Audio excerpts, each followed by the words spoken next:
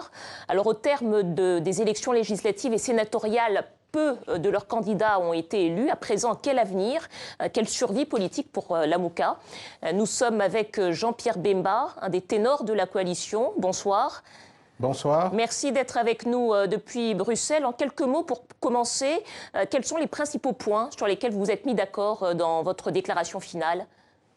Déjà, c'est de pouvoir continuer l'action tous ensemble que nous avons menée au sein de Lamuka, c'est-à-dire l'unité de Lamuka, de tous les membres, les leaders de Lamuka. Cela nous conduire après l'échec de la proclamation des vrais résultats, la vérité des urnes que nous n'avons pas pu obtenir et qui ont été confirmées par notamment la SENCO et d'autres organisations internationales où notre candidat commun, M. Fayulu, a gagné avec 62%. Aujourd'hui, nous devons nous transformer en plateforme politique pour pouvoir continuer à défendre les intérêts de la population, à mobiliser la population et surtout à préparer ce qui ne peut plus arriver demain, c'est-à-dire des mensonges et des faux résultats qui pourraient advenir dans les prochaines échéances. Mais bien sûr, toute la question de la stratégie, l'organisation de Lamuka va continuer et va être rendue publique dans les jours qui viennent. Alors justement, cette réunion devait durer 2 jours. Finalement, ça en a pris 3.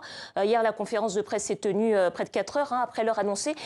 Quelles sont les divergences qui vous ont pris autant de temps à planir, M. Bemba?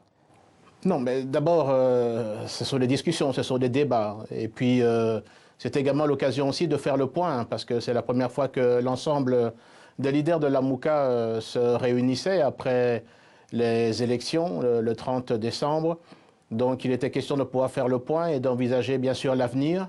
C'est ce qui a été fait. Nous sommes mis d'accord sur, en tout cas, partager le même point de vue pour que l'avenir continue au sein de Lamuka et que les intérêts de la population puissent être défendus, parce qu'aujourd'hui, on a effectivement dans ce pays beaucoup de mensonges. Les institutions ont été créées et sont fondées sur des mensonges au niveau des résultats, tant au niveau provincial, national et bien sûr au niveau présidentiel. Alors, vous êtes donc, nous dites-vous, d'accord sur un avenir commun. La déclaration indique quand même, je cite, que vous allez étudier les possibilités de transformer Lamuka en une plateforme politique et en définir les modalités d'organisation et de fonctionnement. Donc manifestement, c'est sur ce point qu'il y a encore des divergences puisque ce n'est pas tranché.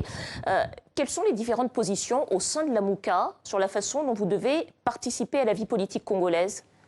Il n'y a pas de divergence, c'est-à-dire qu'il y a une ouverture qui est faite au niveau de ce communiqué et qui doit démontrer clairement que nous allons entamer des discussions pour pouvoir dresser l'avenir de Lamuka.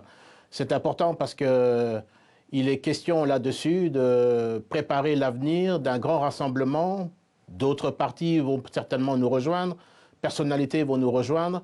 Et tout ça fait partie de la discussion, du cadre dans lequel nous allons mettre Lamuka, mais la chose la plus fondamentale et la plus précise, c'est que nous allons rester ensemble et que nous allons continuer à mener un combat commun au niveau politique, tout en soutenant l'ensemble des réformes qui doivent être envisagées dans ce pays, parce que 2006, 2011, 2018... on ne devrait plus répéter, je veux dire, les parodies d'élections dans notre pays.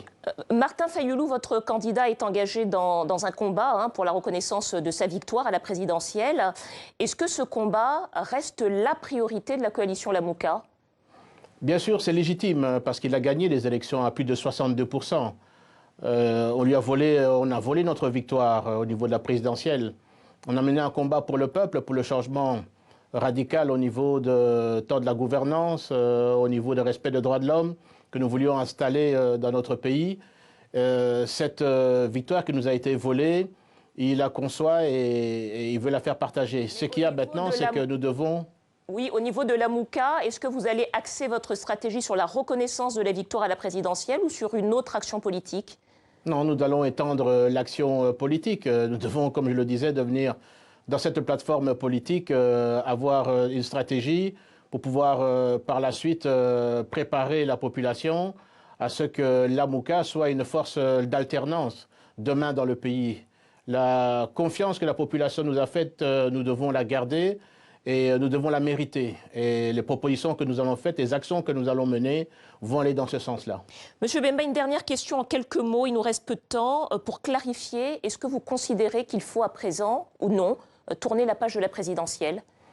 On ne peut pas éviter de regarder le passé pour construire l'avenir.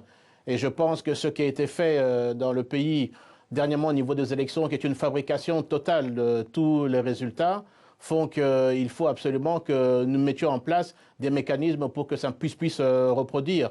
Et nous constatons également que la population qui a été lésée, trompée, volée, je veux dire, dans sa victoire, réclame également aussi qu'on puisse veiller à ses intérêts pour demain. Donc l'AMOCA va continuer à veiller sur ses intérêts et dans les jours qui viennent, nous allons vous dire précisément de quelle manière nous allons veiller aux intérêts de la population. Donc les discussions sont encore en cours, si nous comprenons bien. Ah oui, des commissions vont se mettre en place pour pouvoir rédiger le cadre, les structures et l'architecture, je veux dire, de l'AMOCA pour demain. Merci beaucoup Jean-Pierre Bemba Gombo, membre de la coalition l'AMOCA. Merci d'avoir répondu à nos questions depuis Bruxelles. Merci.